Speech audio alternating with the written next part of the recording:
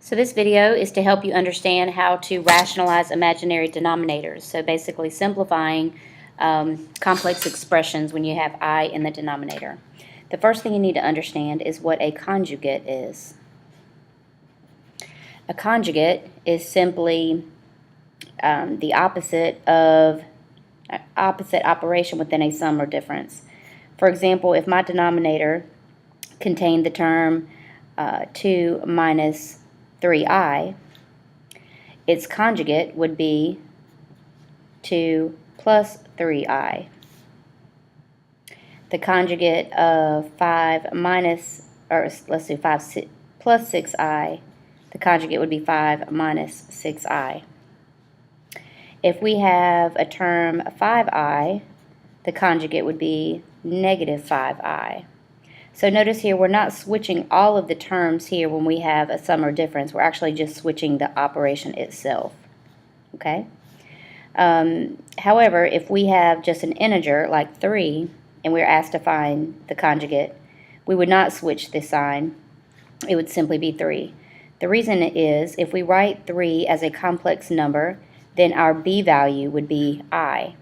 So if our expression was 3 plus 0i, the conjugate of that would be 3 minus 0i. But 0 times anything, 0 times I is 0. 0 times anything is 0.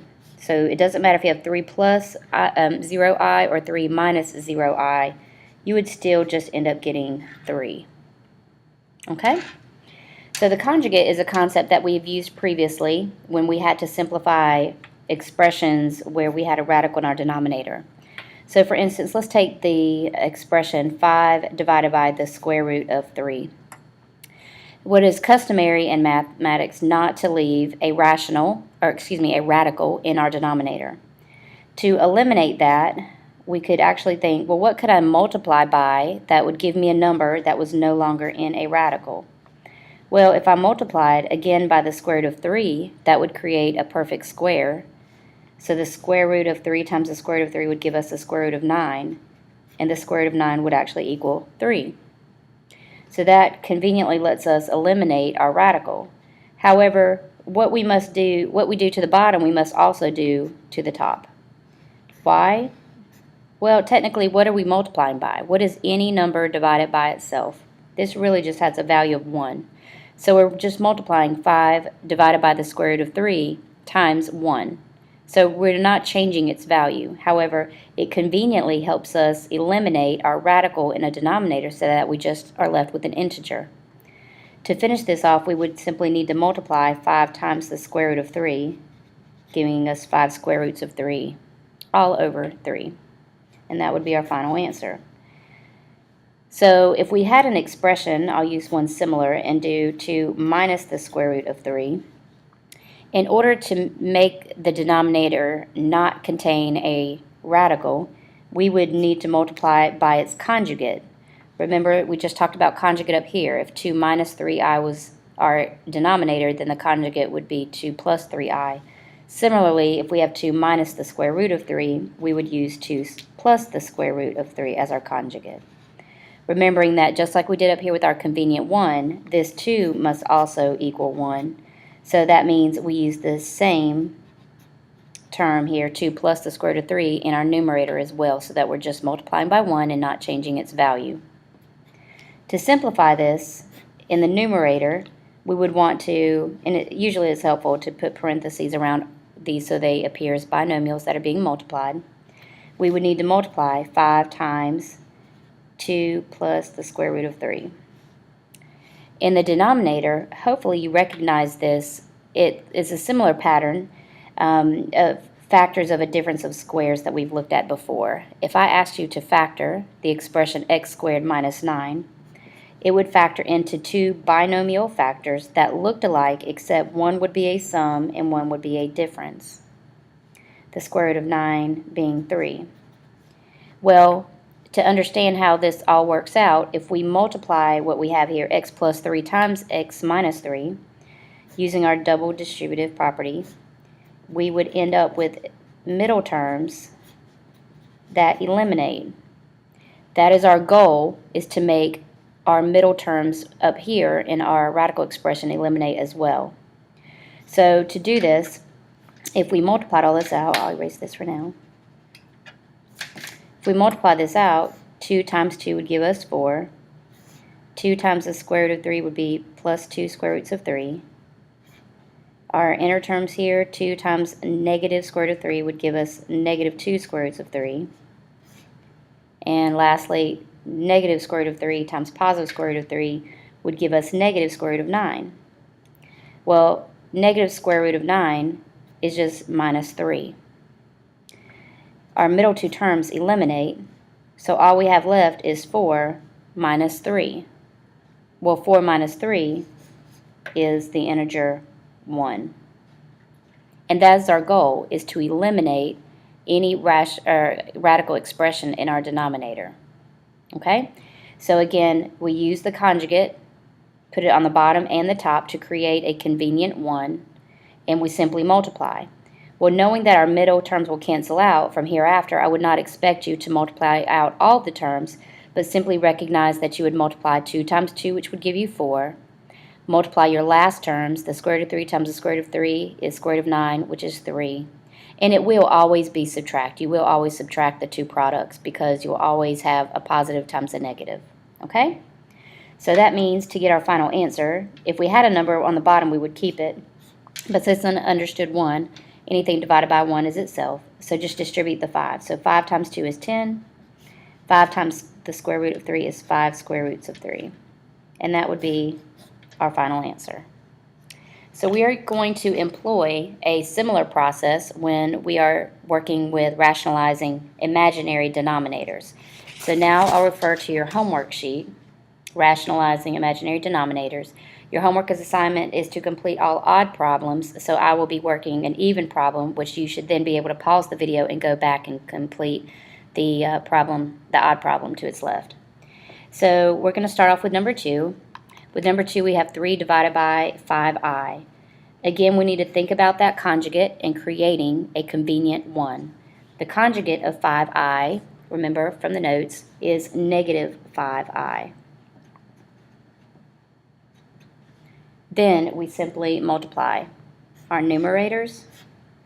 3 times negative 5 gives us negative 15i. Now here on the bottom, we just need to multiply our coefficients. 5 times negative 5 is negative 25. I times I is I squared. But of course we need to remember that I squared is really negative 1. So now you can see why the conjugate is the opposite, so we can eliminate a negative from our denominator as well. 25 times negative 1 is positive 25, so that's my new numerator. So this would be my answer. However, I can reduce 15 and 25 because they have a common factor of 5. So if I divide each of these by 5, I'll end up with negative 3i divided by 5 as my final answer. So notice, choose your conjugate, create a ratio where the conjugate is in the numerator and denominator, and simply multiply and simplify. Next, I will do number 6 because it looks a little bit different. You have 9i here in our denominator, but a binomial up top, 2 terms. So we are again going to use our conjugate, negative 9i. So if you catch on, what will happen is you'll always end up getting a negative, you'll square it, you get a negative 81 in this case, I squared, but that negative 81 times negative 1 will turn into positive 81. So the more you do these, the quicker it will give. Now we have a monomial times a binomial, meaning one term times 2, so we do need to distribute to both terms. Negative 9 times 6 is negative 54, and we have I. Negative 9i times 6 is negative 54i. When we multiply negative 9 times positive 8, we get negative 72i squared. So again, we're going to have to remember what to do when we see I squared. I squared has a value of negative 1. Negative 72 times negative 1 is actually going to turn this into a positive 72. So we want to make sure, as we simplify down here, that we rewrite our expression so that our real part is first, positive 72, with our imaginary part second, negative 54i. And that will all be over 81. Now, one thing we'll want to make sure that we do is if we have a common factor, we need to reduce. So 72, 54, and 81, I believe they're all multiples of 3. So let's check. 72 divided by 3, yes. 54 divided by 3, yes. 81 divided by 3, yes. In fact, if 3 works, then potentially 6 or 9 could work. So let's see, are 72, 54, and 81, are they all multiples of 9? Let's check. 72 divided by 9, yes. 54 divided by 9, yes. 81 divided by 9, yes. So what I notice is that 8, 6, and 9 do not have a common factor other than 1. So that means I need to use 9 to reduce. So if I divide each of these by 9 to reduce, 72 divided by 9 was 8, so I'm going to have 8 minus 54 divided by 9 was 6, 81 divided by 9 was 9. So this is going to be 8 minus 6i over 9. So we want to make sure that we simplify just like we do all other fractions. The last type of problem I'm going to do is one like number 12. If we look at number 12, we have a denominator of negative 1 plus 3i. So I'm going to multiply by its conjugate, negative 1 minus 3i, remembering that you only change the operation. You don't change the negative 1 to a positive. So I'm going to put that on the top and the bottom. And remember, just like I explained in the notes, that negative 1 times negative 1 is positive 1. We don't need to do the inner and outer because they're going to cancel. So 3i times negative 3i is negative 9i squared. So that, again, that was positive 3 times negative 3 is negative 9, but I times I is I squared. At this point, substitute negative 1 for I squared. Negative 9 times negative 1 is positive 9, so our denominator is going to be 10. Now up top, we want to make sure that we distribute. When we do that, 8i times negative 1 is negative 8i. 8i times negative 3i is negative 24i squared. Again, we're going to substitute negative 1 for I squared, so this is actually going to turn into a positive 24. We want to make sure that we write our real part first, so 24. Our imaginary term is negative 8i, so we write that as minus 8i all over 10.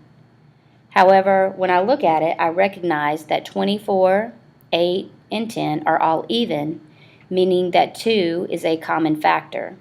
So it appears that because 2 times 5 is 10, that they don't have any other common factor other than 2. So I'm going to divide every term by 2. 24 divided by 2 is 12. 8 divided by 2 is 4. All over 10 divided by 2, which is 5. And there we go. That should take care of each of the types of examples you need. Feel free to watch again and pause as needed. And good luck with the odd problems.